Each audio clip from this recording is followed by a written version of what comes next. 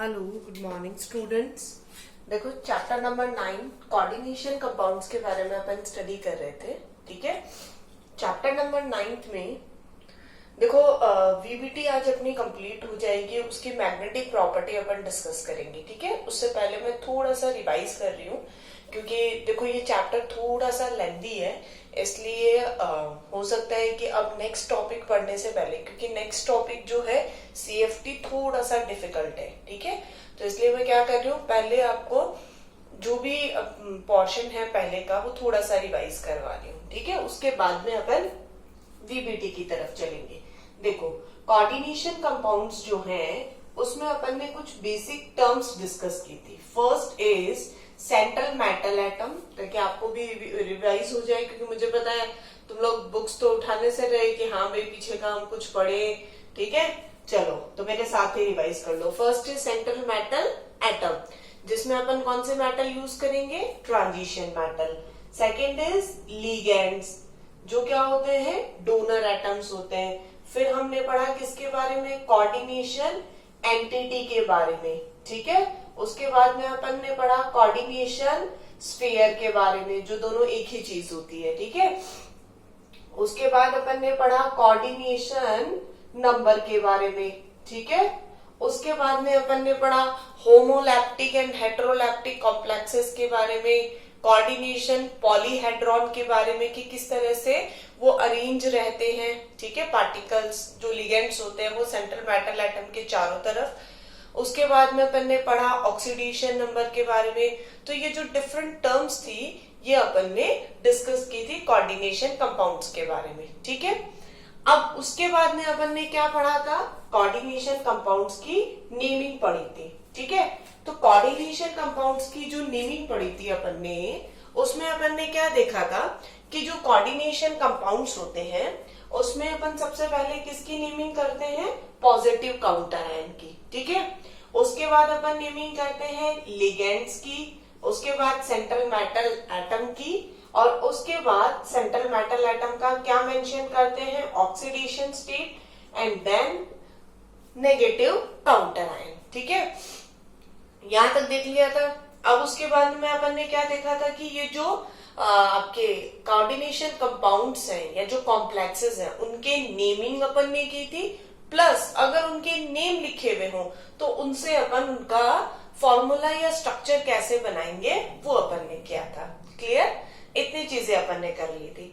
उसके बाद अपन ने स्टार्ट की थी बेटा आइसोमेरिज्म। ठीक है, अब आइसोमेरिज्म में अपन ने स्ट्रक्चरल आइसोमेरिज्म पढ़ी थी, जिसके अपन ने डिफरेंट टाइप्स पढ़े थे। ठीक है, फर्स्ट इज लिंकेज आइसोमेरिज्म, जिसमें एम्बिडेंटेड लिगेंड से रिलेटेड कुछ था।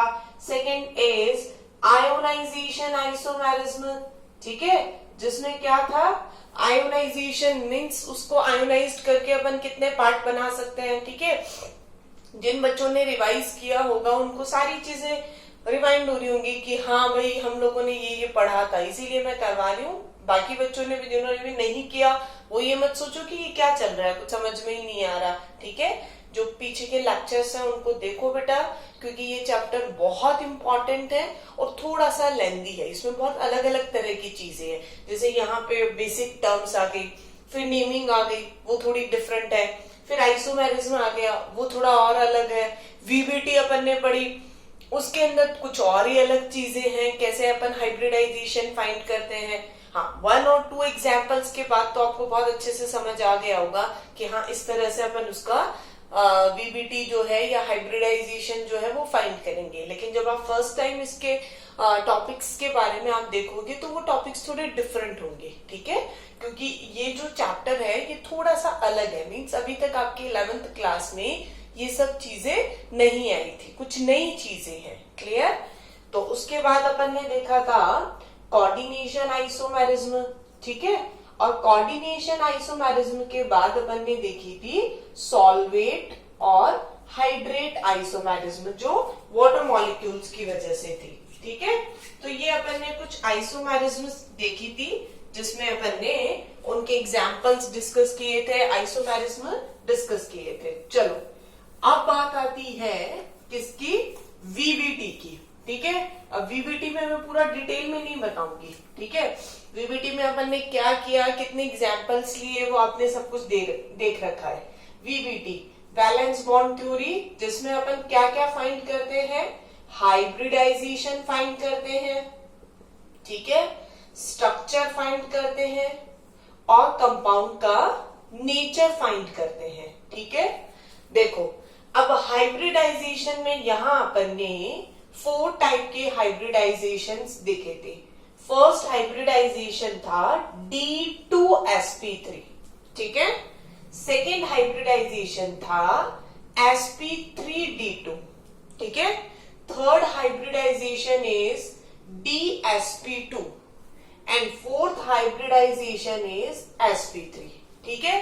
बेटा मैं इसीलिए बता रही हूँ आपको ताकि आपको रिवाइज हो जाए। मुझे पता है कि तुम लोग थोड़ा सा रेगुलर क्लासेस नहीं हो रही है, इसलिए तुम लोग थोड़ा सा ढंग से पढ़ाई नहीं कर रहे हो सब बच्चे, इसलिए प्लीज मैं आपको इसीलिए रिवाइज करवा रही हूँ कि जो भी है आपका वो आप उसको वापस से रिवाइज कर ले। और नेक्स्ट जो मैं जो टॉपिक बताऊंगी मैग्नेटिक मोमेंट, वो तभी आपको क्लियर हो पाएगा जब आप इनको आप अच्छे से आपका रिवाइज होगा, आपको पता होगा इसका हाइब्रिडाइजेशन क्या है, नेचर क्या है, मैग्नेटिक मोमेंट क्या है, तब ही अपन उसका आगे जो एग्जैक्ट मैग्नेटिक मोमेंट है वो फाइंड कर पाएंगे, ठीक है। अब देखो इन दोनों का स्ट्रक्चर का नेम क्या था, पता है ना सबको, ऑक्टाहेड्रल। इसका स्ट्रक्चर का नेम क्या था, स्क्वायर प्लेनर, और इसका स्ट्रक्चर था टेट्राहेड्रल, ठीक है। एग्जाम्पल्स भी मैं लिख देती हूँ। इसका एग्जाम्पल अपन ने देखा था CONH3 हॉल 6 एंड 3 पॉजिटिव। इसका एग्जाम्पल देखा था अपन ने COF6 3 नेगेटिव। इसका एग्जाम्पल देखा था अपन ने NiCN होल 4 2 नेगेटिव, ठीक है। और इसका एग्जाम्पल देखा था अपन ने NiCl4 2 नेगेटिव। देखो ये कुछ एग्जाम्पल्स देखे थे जिनका कंप्लीट अपन ने कैलकुलेट किया था कि किस तरह से वीबीटी के अकॉर्डिंग अपन इसको फाइंड करेंगे, ठीक है। फिर अपन ने नेचर देखे थे इनके कि इनमें कितने अनपेयर्ड इलेक्ट्रॉन्स है। हाइब्रिडाइजेशन हो गया, स्ट्रक्चर हो गया, एग्जाम्पल्स हो गए, नेचर देखी थी, कौन सा डायामैग्नेटिक है और कौन सा पैरामैग्नेटिक है, ठीक है। अब ये जो टॉपिक है ना, इसी पे आज अपन को डिस्कस करना है, ठीक है। इसी टॉपिक पे आज अपन डिस्कशन करेंगे नेचर क्या है और किस टाइप से अपन उस नेचर को फाइंड कर सकते हैं, ठीक है। तो सब बच्चे देखो थोड़ा ध्यान से देखना, अपन किसकी बात कर रहे हैं, नेचर की बात कर रहे हैं, ठीक है। अब नेचर में देखो 2 टाइप के नेचर होता है, ठीक है। First is diamagnetic and second is paramagnetic, ठीक है। अब ध्यान से सुनना, अगर आपके पास जो भी कोई भी एटम है उसके पास अगर कैसा इलेक्ट्रॉन है बेटा, अनपेयर्ड इलेक्ट्रॉन है। चलो मैं एक ऑर्बिटल बना लेती हूँ, ठीक है। ये ऑर्बिटल हो गया, इस ऑर्बिटल में कैसा इलेक्ट्रॉन है, ये अनपेयर्ड इलेक्ट्रॉन है, ठीक है।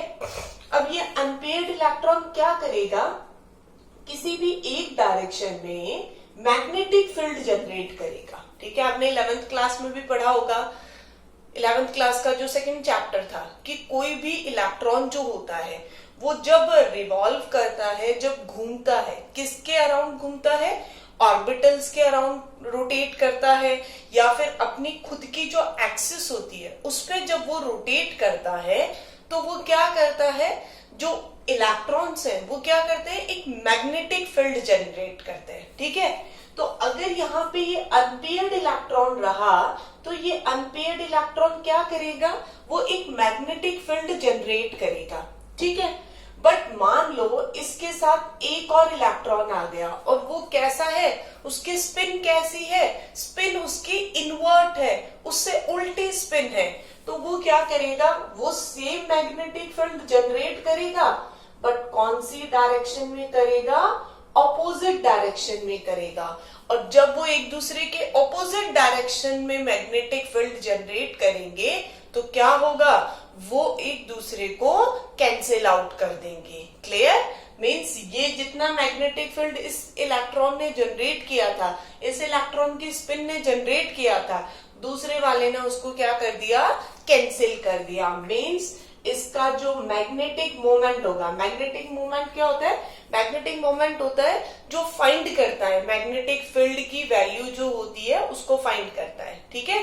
तो मैग्नेटिक मोमेंट क्या होगा, इसका 0 होगा। मीन्स अगर आप इसको किसी भी मैग्नेटिक फील्ड में रखोगे तो ये क्या करेगा, उस मैग्नेटिक फील्ड को रिपेल करेगा। समझ आई बात, ठीक है।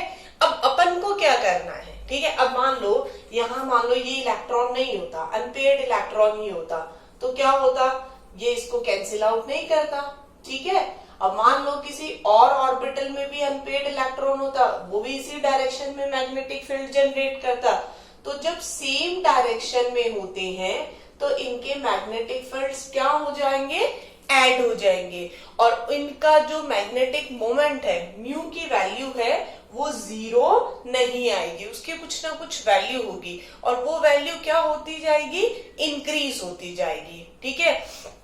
अब जो वो वैल्यू इंक्रीज होती जाएगी तो मीन्स क्या हो रहा है, अब अगर आप उनको मैग्नेटिक फील्ड में रखोगे तो वो क्या करेंगे, उस मैग्नेटिक फील्ड को अट्रैक्ट करेंगे। समझ आई बात, क्या करेंगे, उस मैग्नेटिक फील्ड को अट्रैक्ट करेंगे, ठीक है।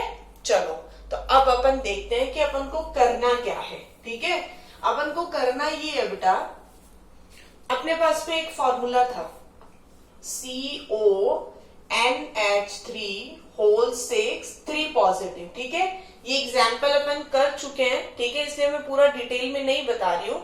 इसमें क्या देखा था अपन ने सॉरी, इसमें अपन ने देखा था इसमें अपन ने क्या देखा था, सेंट्रल मेटल एटम कौन है, कोबाल्ट है सेंट्रल मेटल एटम, ठीक है। तो अपन को सेंट्रल मेटल एटम लिखना था, सेंट्रल मेटल एटम का एटॉमिक नंबर था 27, ठीक है।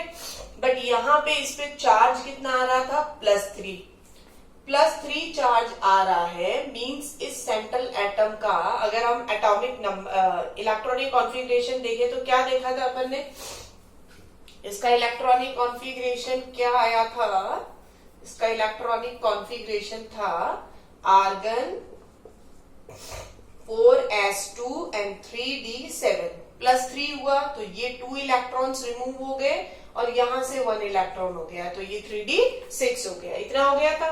चलो अब अपन को सिर्फ d वाले इलेक्ट्रॉन से मतलब है, अपन ज्यादा लंबा चौड़ा काम नहीं करेंगे।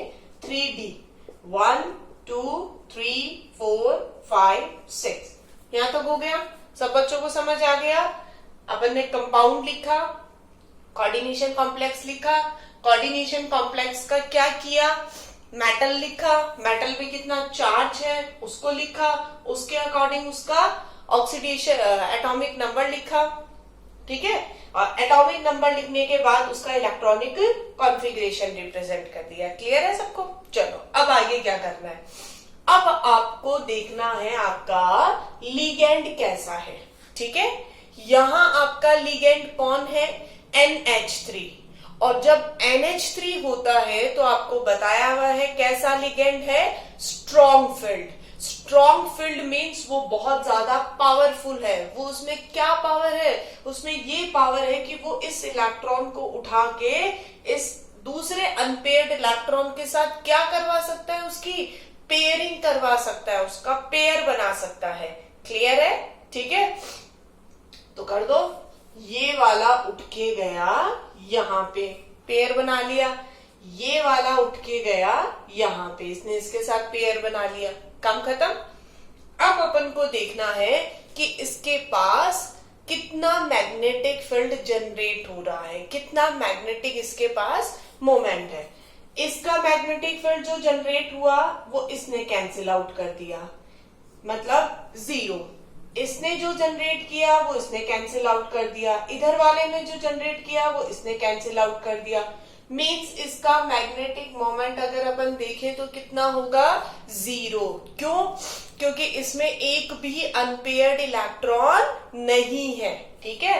अब इसको फाइंड कैसे करते हैं, इसके लिए एक फॉर्मूला होता है बेटा, μ = √n Nn+2। ये फॉर्मूला बेटा आपके बहुत जगह यूज आने वाला है, सब बच्चे बहुत अच्छे से पढ़ लेना, बहुत इंपॉर्टेंट फॉर्मूला है, ठीक है।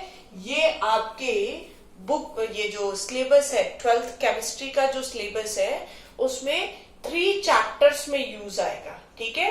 चैप्टर नंबर 1 जो आपके वापस से ऐड हो गया है न्यू सिलेबस में, दैट इज सॉलिड स्टेट, वहां भी ये फॉर्मूला यूज आएगा। सेकेंड, कोऑर्डिनेशन कंपाउंड्स में भी यूज आएगा।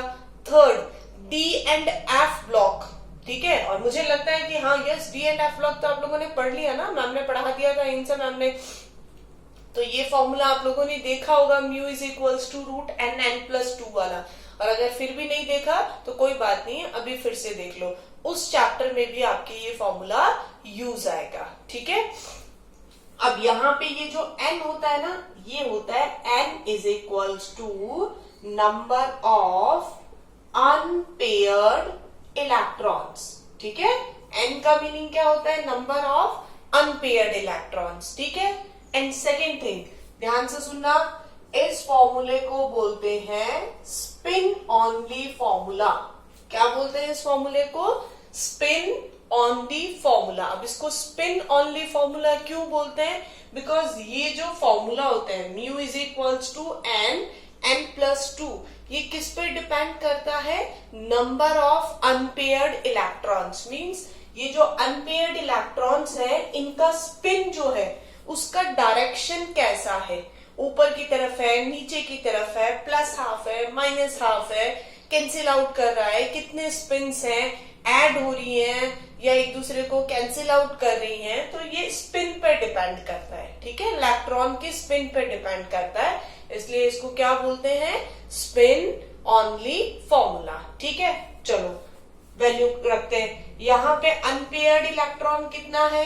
एक भी नहीं है, इसने इसको कैंसिल किया, ये भी पेयर्ड, ये भी पेयर्ड, मींस n की वैल्यू कितनी आ गई? 0। पुट कर दो, mu is equals to 0 0 plus 2, 0 plus 2 कितना हो गया? 2, 2 multiplied by 0 is equals to 0। bm is Bohr magneton. bm का क्या होता है full form? Bohr magneton. Means Bohr magneton is the unit of mu, magnetic moment, ठीक है।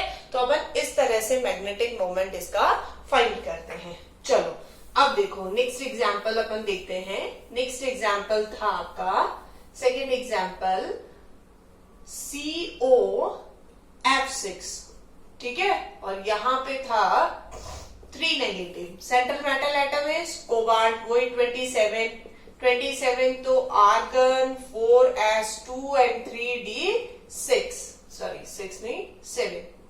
ओके, अब इस पे चार्ज बताने की जरूरत है क्या? वापस यहां इसको क्या एज्यूम किया था? x, इस पे कितना? -6 is equals to -3, x is equals to -3 plus 6 and +3 charge हो गया, +3 हो गया, तो ये गए 2 विकेट उड़ गया, ये 6 में से कितने बच गए? 7, सॉरी 7 में से कितने बच गए? 6। क्लियर? चलो अब इसका कॉन्फ़िगरेशन लिख लेते हैं अपन। सिर्फ डी का कॉन्फ़िगरेशन लिखना है, लिखो डी का कॉन्फ़िगरेशन। 3d में कितने इलेक्ट्रॉन्स है? 1 2 3 4 5 एंड 6। क्लियर है? चलो यहां तक हो गया। अब बात आती है फ्लोरीन की। फ्लोरीन कैसा है?